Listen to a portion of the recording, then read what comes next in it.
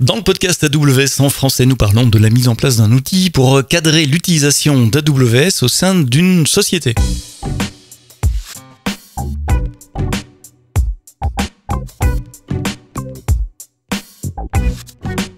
Bonjour, bienvenue dans le podcast AWS en français. Tous les vendredis matins, nous parlons technologie AWS, architecture, retour d'expérience avec des partenaires, avec des clients AWS. Et je dis souvent, laissez-moi vos feedbacks sur Twitter et sur LinkedIn. Sebsto, SEBSTO sur Twitter, et vous me trouvez facilement sur LinkedIn également. Et bien parfois ça arrive, on laisse un feedback et puis on se retrouve invité du podcast. C'est ce qui est arrivé à Julien aujourd'hui. Julien Brat, tu es staff engineer chez Wisdom. Tu m'avais contacté, je crois, sur LinkedIn pour dire on fait un truc cool. Est-ce que tu veux en parler dans le podcast? Et je dis oui, bien sûr, parce que c'est un truc cool. Mais avant de rentrer dans le truc cool, c'est quoi Wisdom? Bonjour, Wisdom, c'est une compagnie d'édition logicielle qui est principalement basée en France, même si moi je suis un peu plus loin au Canada. Et on fait des outils qui vont aller améliorer l'expérience d'un produit de business intelligence, typiquement SAP Business Object, Tableau, etc. Donc on a toute une gamme de produits autour de ces outils-là pour aller sécuriser la donnée qui va sortir des tableaux de bord. Donc vos clients utilisent vos services, les services de Wisdom, en complément d'un SAP Business Analytics, Business Object, c'est ça que j'ai dit? Exact, tout à fait. Business Object, et donc vous développez, et vous devez fournir des environnements de développement, de tests, de R&D à vos employés, à vos collaborateurs, à vos développeurs. C'est ça, historiquement, depuis 10 ans, plus de 10 ans, on travaille avec beaucoup de machines virtuelles pour justement tester nos produits sur les différentes versions des produits sur lesquels on doit fournir des produits. C'est beaucoup de fois. Et effectivement, on utilise beaucoup de VM. Et vous travaillez avec plusieurs comptes AWS, un compte AWS, j'ai déjà vu tous les patterns possibles chez nos partenaires. Il y en a qui ont un compte par développeur, il y en a qui ont un compte pour tous les développeurs et puis qui partagent les accès. Ça marche comment chez vous? Actuellement, sur notre déploiement, on a beaucoup de comptes. On va dire qu'on a un compte par équipe qui va utiliser une certaine partie du produit. Et ensuite, on essaye aujourd'hui d'avoir des comptes par environnement, donc dev, test, prod. C'est pas homogénéisé partout, mais globalement, c'est la cible à quelques mois.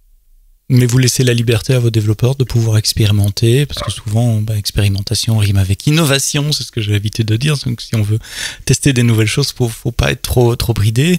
Mais quand on débride les développeurs, le risque c'est de payer trop aussi. C'est ça le point de départ de la réflexion qui t'amène à parler de la solution d'aujourd'hui. Ouais, c'est exactement ça. Donc on a effectivement un compte sur lequel les développeurs sont full administrateurs. Et on a d'autres comptes sur lesquels ils ont beaucoup moins de droits qui sont limités justement pour éviter les dérives et les environnements de production généralement. Exact. Et comment vous gérez ces droits? C'est des AWS Organization et des policies, des CP ou des choses comme ça? Ouais, on a pas mal investi sur... actuellement, on utilise beaucoup... Alors, je ne sais jamais comment s'appelle le nom de cet outil. C'est je t'aiderai. AWS. Décris-le. Ouais. Oui, mais il vient de changer de nom. Enfin, il y a quelques mois, c'est Identity quelque chose maintenant. Ouais. Identity Center, je crois. Donc, aujourd'hui, oui, on s'appuie beaucoup là-dessus pour fournir nos accès à nos clients. À vos clients, et oui, à vos utilisateurs, à vos développeurs. Donc le but c'était de donner accès à des développeurs pour qu'ils puissent démarrer des VM pour tester leurs solutions, mais quand même encadrer les coûts. Exact. Il y a un petit passif en fait sur l'application. Historiquement, on a migré sur AWS en, je dirais, 2018, quelque chose comme ça. Et back then, on avait une myriade de solutions. On utilisait du VMware. Je ne sais pas si on peut utiliser le terme, mais on avait du Xen aussi, et on commençait à migrer sur AWS. Et on avait une problématique, c'est que nos développeurs, ils savaient plus où était la machine virtuelle qui devait avoir accès. Et à l'époque, on avait construit un petit outil qui s'appelait VMlist, qui permettait simplement d'aller lister l'ensemble des machines virtuelles sur nos 3 ou 4 fournisseurs de machines virtuelles de l'époque. Comme ça, le développeur ne devait pas savoir, tiens, ça c'est on-prem, ça c'est chez tel fournisseur, etc. Il voyait les VM auxquels il avait accès, il pouvait y accéder. Exactement, il avait quelques informations, ok, c'est cette adresse IP, ou ok, c'est une machine VMware, donc il va falloir se connecter de cette façon-là. Donc ça l'aidait à identifier la machine dont il avait besoin. Exact. Et au fil du temps, cet outil a pris de la place de plus en plus, ou vous l'avez redéveloppé, je ne sais pas. Mais maintenant, on peut dire que c'est une mini console AWS qui permet de limiter ce que vos développeurs voient d'AWS. En fait, ce qui s'est passé, c'est que la migration AWS s'est terminée à un moment. Et du coup, on était full, toutes nos machines étaient sur AWS. On utilise beaucoup EC2. Et l'aspect listing n'était pas très intéressant parce que la console AWS il y a la console, hein, ouais. Ou la ligne de commande. Oui, ouais. Voilà. Bon, un développeur, la console, la ligne de commande. Mais on a eu un souci, c'est que on voulait provisionner des machines virtuelles à nos développeurs, mais tout en gardant la maîtrise sur le type de machine qui était utilisé, donc le type d'instance, et aussi la façon dont il était configuré. Donc là, je parlais de tags. Est-ce que les tags requis étaient bien mis en place? Et on n'avait pas de solution à l'époque pour enforcer ça de manière préventive. Oui, tu dis de préventif, c'est intéressant parce qu'on a des clients, et je pense à Netflix notamment, qui fait en manière, je vais dire post-ventive, mais j'ai pas peur du néologisme, qui le fait après coup, quoi. Eux, ils scannent les instances qui tournent, si elles sont pas taguées correctement, s'il manque un tag, pouf, ils la tuent, tant pis pour les développeurs, c'est comme ça qu'on apprend. Exact. Nous, on voulait faire un petit peu la manière inverse, c'est-à-dire être sûr que la machine soit correctement identifiée avant qu'elle soit démarrée et ne pas avoir à la supprimer après, parce que c'est toujours pas évident. Ça génère du temps perdu en général. Donc que la machine soit bien configurée. Tu parles des tags, il y a d'autres configurations aussi, je sais pas, des permissions IAM, des security groups, des réseaux. Actuellement, ça va être des réseaux, effectivement, donc des security des VPC. groups. Ça va être la taille, l'instance type. Donc on va forcer un certain instance type. Ah ouais, je peux pas démarrer un C7G 48 fois large, non? En tout cas, pas par cet outil-là. Effectivement, on va limiter. On sait que telle machine aura besoin de à peu près cet environnement-là, donc on va partir sur des choses qui sont connues dans nos services. Exact. Et donc ça se présente comment pour les développeurs? C'est une application web? Et donc actuellement, l'outil, c'est vraiment une simple application web. C'est une application React. Il va devoir se connecter, s'authentifier avec son login. Et derrière ça, il va avoir une liste de templates. Donc, ce qu'on présente aujourd'hui, c'est des AMI. Des AMI. Donc des machines image, donc des images de disques qu'on peut démarrer. Exact, des AMI. Et dans cette liste d'AMI, il aura juste à choisir l'AMI qu'il souhaite. On a 2 drop-down lists pour lui permettre de sélectionner le cost center sur lequel il va travailler. Ça permet, nous, de setter le bon cost center, qui est un tag. Et on va aller aussi lui demander le schedule, à quelle heure doit s'arrêter l'instance. Parce que derrière, on utilise aussi un outil qui est proposé par AWS qui permet d'éteindre les machines à la fin de la journée. AWS Instance Scheduler. Oui, c'est ça. C'est pas un service que vous avez trouvé dans la console, c'est une solution. Donc une solution, c'est un ensemble de services. C'est un truc que vous auriez pu développer vous-même, mais comme tout le monde en a besoin, on le fournit. En général, c'est un template CloudFormation à démarrer. Et je mettrai le lien d'ailleurs dans le note du podcast, la AWS Instance Scheduler, qui permet d'arrêter des instances à certains moments, par exemple le soir, et les redémarrer le matin. Exactement. Et nous, on a des développeurs qui sont sur plusieurs sites, Lille, Montréal, particulièrement. Et du coup, l'intérêt était de leur laisser choisir, OK, on va l'arrêter à l'heure de fin de journée de Montréal ou l'heure de fin de journée de Lille.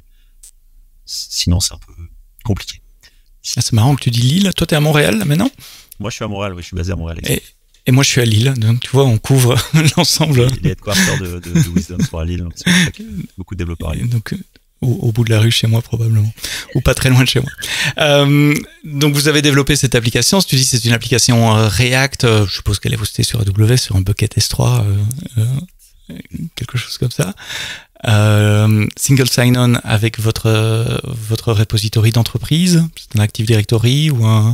Donc c'est un single sign-on Google, vu que avec Google. Tous nos collaborateurs sont sous Google. Qui s'appuie sur Cognito. C'est assez pour le SSO, ouais. Exact. Donc la vraie authentification se fait côté Google, et puis il y a un single sign-on avec Cognito. Exact. Et Et puis vous avez codé des appels API C2, des describe instance, des list instance, c'est vraiment comme ça que ça marche? Clairement, oui. On utilise API Gateway pour aller. On a 5 ou 6 endpoints. Il y en a un, ça va être lister les AMI qu'on veut proposer. Le deuxième, ça va être créer une instance à partir d'une AMI choisie. Donc, je crois qu'il y a 3 endpoints. C'est vraiment très très simple. Et j'essaie de me visualiser l'expérience utilisateur. Donc je lance une machine, je choisis mon cost center, je choisis éventuellement les heures où cette machine va s'arrêter et redémarrer. Et puis je la lance vraiment, elle est démarrée. Je suppose que la console me donne le moyen de m'y connecter aussi, une adresse IP, une clé de SSH. Après, du coup, on va simplement dire l'instance est démarrée, on met un lien vers la console l'instance. Le développeur peut aller se connecter à la console AWS pour aller récupérer les informations de connexion, se brancher via Remote Desktop si c'est machine Windows par exemple. Donc après, on utilise vraiment l'aspect, la console natif pour se brancher dessus. Et l'aspect natif. Comment vous assurez la protection des données de ces instances? C'est la responsabilité du développeur ou il y a quelque chose aussi à vous pour s'assurer qu'il y a, je sais pas, un backup du code ou quelque chose comme ça? Actuellement, en fait, ces machines-là, elles sont beaucoup utilisées pour faire des tests ponctuels. Mettons, tiens, j'ai un client qui a un bug sur telle version, donc je vais aller tester sur la version qui a été sauvegardée dans un AMI. Donc, il n'y a pas vraiment de notion de backup à ce moment-là. C'est pas des machines de développement, c'est plutôt du test pour le moment? C'est du test, mais c'est du développement / test. Parce que globalement, on va tester que la machine fonctionne, que le produit fonctionne bien sur toutes les versions. Oui, donc ça peut appliquer de changer un peu le code, de tester un changement, etc. Mais c'est pas la machine de développement principale où on va développer une nouvelle fonctionnalité, par exemple, non. Sur du long terme, sur plusieurs mois ou des choses comme ça. Non, exactement. Surtout que là, pour le coup, nos machines virtuelles vont plutôt héberger le système cible, donc le SAP Business Object, par exemple, et pas le produit qu'on est en train de développer. Donc pour nous, c'est simplement une interface qu'on va aller utiliser pour aller communiquer avec l'API. Ah oui, c'est ça la spécificité de vos développements, ce sont des outils qui tournent autour de Business Object et donc vous avez besoin d'un serveur Business Object, c'est pour ça que tu parlais de Windows et c'est pas des choses nécessairement simples à installer. Enfin, moi j'ai fait ça à l'époque avec des CD, ça remonte il y a quelques temps déjà. C'est long à installer, le coût d'installation, on aime bien le rentabiliser du coup en créant une AMI et en réutilisant ça pour tous nos développeurs après. Et donc le développeur peut dire j'ai la version de bio de Business Object machin chose sur Windows machin chose, pouf, et je démarre ça. Exact. Cool. Et ce qu'on a mis en place après derrière, c'est que on avait un gros problème, c'est que les développeurs, et moi aussi, on oublie. Et donc on a besoin de la machine pendant 3 jours. On va la laisser démarrer et elle va vivre sa vie plus longtemps que 3 jours. Donc on a rajouté un petit système qui va s'assurer que la machine est encore utilisée en s'appuyant sur la date de dernier démarrage, et si elle n'a pas été démarrée pendant un certain nombre de jours, on va la nettoyer.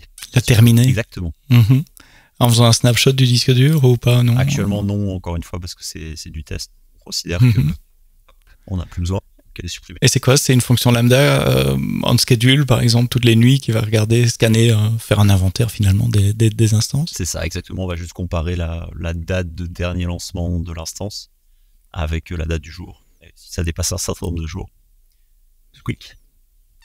C'est la beauté d'AWS, enfin des clouds en général, c'est que tout est une API et comme tout est une API, c'est le niveau de customisation m'étonne à chaque fois que je parle à des clients. Tout ce qu'il y a moyen de faire, enfin voilà, ce sont des choses, comme tu le disais en préparant ce podcast, c'est pas super compliqué, mais ça vous facilite la vie et ça vous permet de contrôler les coûts surtout.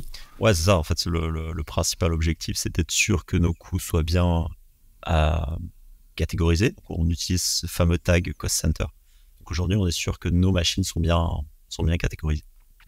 Ça veut dire que vous faites du reporting derrière aussi pour dire tiens, tel cost center il nous a coûté autant pour le moment. Alors pas pour blâmer les gens, hein, c'est pas pour ça qu'on fait du reporting, mais pour visibiliser, donner de la visibilité. Oui, aujourd'hui on utilise budget. C'est le AWS budget. Ouais, je crois. Oui. Le nom du produit. Il y a cost center, il y a budget, il y a plusieurs services de gestion de coûts. Exact. Du coup, on a un certain nombre de budgets. Généralement, pour chaque équipe de produits, on va avoir un budget spécifique. Et je crois qu'il y a un outil qui permet d'envoyer le budget chaque semaine, chaque jour. Je ne sais plus le nom du produit, mais pareil, on l'utilise pour justement rendre compte à l'équipe du coût hebdomadaire, mensuel de son cost center sur AWS. Donc c'est un peu du cost show, je crois que ça s'appelle. Je ne sais pas s'il y a un nom pour ça, mais effectivement, oui, c'est une bonne pratique, c'est de montrer les coûts. Comme ça, les gens sont conscients de ce qui coûte. Exact. Et de nouveau, l'idée, je répète, c'est important si vous nous écoutez, l'idée, c'est pas de blâmer ou de pointer des doigts, ah, t'as coûté plus cher que l'autre, etc. Mais c'est juste d'être conscient. Nous, on voit, enfin, chez AWS, on voit les coûts dans nos comptes. Je sais combien je coûte si jamais il y avait une vraie facture, et ça m'incite à être sobre également en matière de consommation de services, ce qui est bon pour la facture, mais ce qui est bon pour l'énergie, pour la planète aussi, puisque quand on est plus sobre, on consomme moins de ressources. Est-ce qu'il y a un aspect onboarding de nouveaux collaborateurs aussi? Le fait que vous ayez une espèce de console simplifiée, ça n'expose pas tous les paramètres EC2, et Dieu sait s'il y en a une longue liste de paramètres. Ça permet de faire entrer des juniors ou des gens qui connaissent pas AWS plus rapidement dans l'équipe. Ouais, c'est un outil qui est devenu maintenant vraiment utilisé par tous les développeurs, même une partie de nos équipes pré-sales qui font des démos. Parce que ah oui, bien sûr, oui. Ils sont capables de repartir de rien. Et un autre aspect qu'on est en train de développer aussi, qu'on est en train de mettre en place, c'est justement pour les démos, un espèce de système pour revenir en arrière. Globalement, quand une démo est faite, on aimerait bien revenir à l'état initial de la machine. Mm-hmm. Et du coup, pareil, on a un petit système qui permet de faire un snapshot, puis un rollback, en utilisant, je sais plus l'API, Restore Root Volume. Ouais, Replace Root Volume, c'est l'API qui permet de remplacer le volume principal, le volume de boot d'une machine. Évidemment, il faut rebooter la machine, il n'y a pas de miracle. Mais de tête, ça permet de revenir soit à l'état initial du boot, soit à un snapshot, soit à l'EMI qui a été utilisé de base pour lancer la machine. Ouais, pareil. Et du coup, ce système-là permet justement de faire gagner du temps aux équipes pre-sales pour ne pas avoir à reconstruire la machine, faciliter l'onboarding. C'est plus simple pour eux d'utiliser cet outil-là que d'aller comprendre dans l'interface AWS quel est le bouton pour faire l'appel API équivalent, qui n'est pas forcément évident. Non, il faut le trouver, hein, parce qu'il n'est pas dans la console EC2. Enfin, si, il est dans la console EC2, mais il est sous EBS. Il est loin. Sous EBS, volume. C'est ça. Et puis, il faut avoir pensé avoir fait un snapshot avant. Il y a plein de conditions intéressantes. Et là, vous pouvez séquencer cette chaîne, lancer le snapshot, attendre que le snapshot soit fait, lancer le replace root volume, etc. Exact. Vous devez l'application doit maintenir un catalogue des configurations qui sont disponibles. Vous utilisez une base de données pour ça, ou DynamoDB, enfin c'est aussi une base de données, mais ou S3 simplement. Je crois que dans les premières versions de l'outil, on avait il me semble, là, comme ça, on maintenait une base de données ou un MongoDB pour stocker les configurations. Et en fait, plus récemment, on a découvert les templates EC2. Je ne sais plus comment ça s'appelle.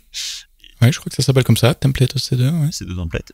Du coup, c'est un outil AWS qui permet de définir des templates. Je crois que le cas d'usage principal, c'est plus c'est pas forcément pour ce qu'on en fait. Mais non, c'est plutôt pour l'autoscaling. Et du coup, nous, on l'utilise pour définir nos configurations. Donc, dedans, on va rentrer le type de machine, on peut rentrer des tags, on peut rentrer une configuration réseau, on peut rentrer des service groups, des sécurités. Ouais, de tête, c'est vraiment tous les éléments que vous spécifiez quand on lance une machine peuvent être dans un template. Et comme ça, on dit, je veux lancer ce template-là. Exactement. Donc, aujourd'hui, on construit des templates. Et l'application va simplement aller lister les templates avec un certain tag. Je crois que c'est le tag C2Lizer pour être spécifique. Et du coup, on n'a pas de base de données de configuration à maintenir. On utilise simplement cet outil. Et donc, cette application vous coûte absolument rien, puisqu'il n'y a pas de base de données. C'est une application React, donc elle utilise le compute du client. Vous payez juste S3, quoi. C'est-à-dire une cacahuète par an. Pas. Ouais, on a juste les appels lambda. Là, oui, les appels à l'API. Ouais. Qui sont. Je crois qu'il y a un cost center sur l'application, mais je crois qu'il n'a jamais dépassé 0.01 par mois. Et alors, pour tenir la glu de tout ça, on parlait de single sign-on, d'une API REST. de S3, de déploiement. Il y a un truc chez AWS qui s'appelle Amplify. Est-ce que vous avez utilisé Amplify ou est-ce que vous utilisez les SDK à la dure? Alors, on utilise... Alors, la problématique, c'est que Amplify, aujourd'hui, c'est beaucoup de choses et on parle pas forcément de la même chose quand on parle d'Amplify. Donc, on utilise Amplify, la librairie JavaScript côté client pour aller simplifier nos appels. On n'a pas à se soucier qu'on appelle le Cognito, qu'on appelle API Gateway. Donc, ça, on l'utilise. Pour la partie back-end, on n'utilise pas Amplify, on utilise une autre solution qui s'appelle SST, qui est un framework de développement serverless, qui est équivalent à SAM, serverless. Et qui a l'avantage d'embarquer le déploiement aussi du front-end. Donc on a SST s'appuie sur CDK, et du coup ça embarque quelques constructs vraiment spécifiques, type static site, qui permettent de déployer un site statique directement avec un déploiement CDK finalement. Ouais, c'est ce que fait Amplify aussi. Finalement, vous utilisez Amplify, la librairie Amplify, celle qu'on embarque dans l'application client. Mais c'est vrai qu'Amplify, pour les applications web, peut faire le hosting sur S3 aussi, et le CI/CD. Et là, vous avez utilisé le framework SST que je connais pas. J'en ai entendu parler plusieurs fois. T'es pas le premier à me parler de SST, mais j'ai pas encore pris le temps de creuser. Donc, il s'appuie sur le CDK. Il utilise des constructs au niveau, tu l'as dit, pour hoster sur S3. Donc, S3 plus un CDN, je suppose. Ouais, même si dans votre cas, le CDN, c'est un overkill et pas vraiment besoin d'un CDN pour cette appli. Enfin, ouais, peut-être, vous êtes en multi-région. Et il fait la partie CI/CD aussi, le build, le build de l'assemblage sur un serveur, ou c'est le poste du développeur qui fait le build de l'application? Actuellement, c'est le poste du développeur qui fait le build et qui pousse. Mais effectivement, on pourrait aller le mettre sur une chaîne CI/CD. On n'utilise pas la partie Amplify, effectivement, sur cet aspect.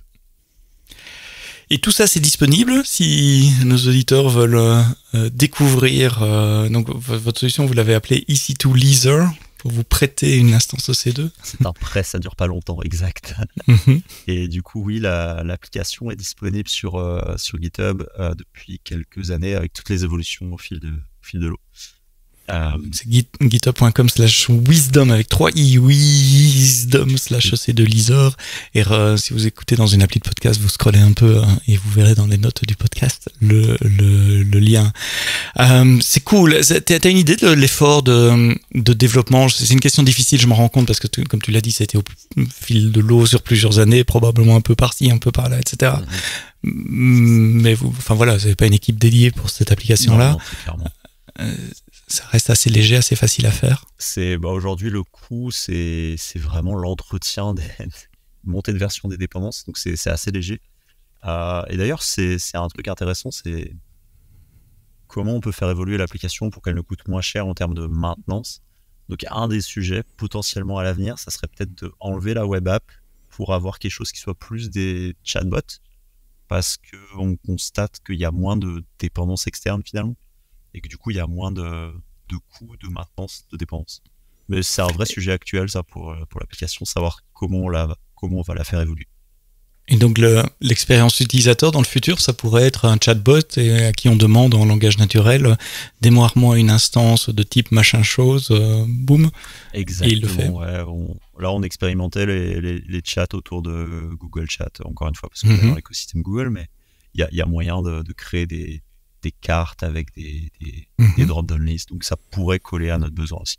Et d'appeler les API existantes, vous réutilisez les API de l'application. En fait, c'est juste le front-end qui change. C'est le front-end qui change. Le back va rester du API Gateway qui marche très très bien et qui vraiment les bouts de code ça fait 15 lignes. C'est très efficace. Et puis c'est très à la mode cette année 2023 de faire des chats intelligents. Ça demande un peu de temps pour faire des chats intelligents, mais oui, exact. C'est compliqué. J'ai travaillé pour Alexa pendant de longues années, l'assistant personnel d'Amazon, et oui, faire une bonne interface vocale ou une interface conversationnelle, voilà, ça s'apprend. Il y a un aspect design qui n'est pas nécessairement trivial pour un développeur qui a l'habitude de faire des applications web. C'est pas les mêmes paradigmes, c'est pas les mêmes interactions.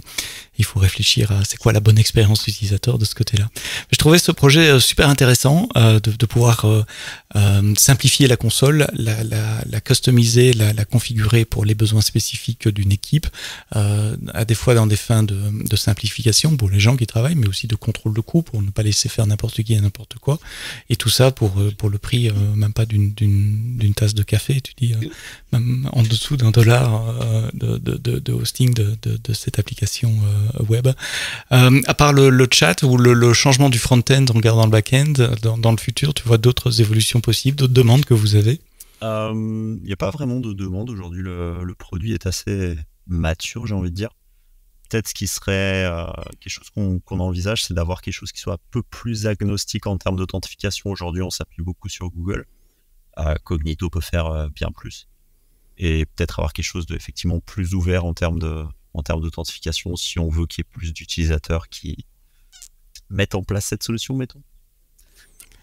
Ou pouvoir embarquer des contractants ou des choses comme ça de façon plus... Ouais, voilà, ça peut être une idée aussi, exactement. Plus dynamique.